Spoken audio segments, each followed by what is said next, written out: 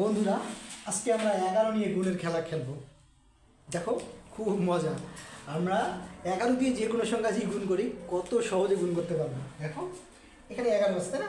কী করবো, যে দুটোর সঙ্গে যে দুটো সংখ্যা দিয়ে আমরা যে দুটো অঙ্ক দিয়ে গুণ করবো, এই দুটো অঙ্ক আমরা প্রথমটা এবং শেষটা লিখে ফেলবো। এখানে লিখে ফেললাম। এরপরে কি হবে, এই অঙ্ক দুটো যোগ করে মাঝে বসাই হয়ে গেল। 2 এর 0 যোগ করলে কত হবে? 2। দেখছো কত সব মজা না? এরপরে যদি আমরা এটা দিয়ে করি তাহলে কত? 3, 5। প্রথম অঙ্ক শেষ অঙ্ক লিখলাম। এরপরে কি হবে, এই দুটো যোগ করে 5 আর 3 8। এটা দেখো 1 1 1 আর 1 কত? 2। 11 11 121। কি মজা! এবার এটা এখন যদি হাতে থাকে 6 9, দেখো 6 9। এখন যদি হাতে থাকে শুধু একটু সমস্যা, কত হবে? 6 9 লিখলাম, আর 9 6 কত হয়? 9 4 15 5। এই হাতে এক শুধু এখানে যোগ হবে, ঠিক আছে? তাহলে এটা কত হয়ে যাবে?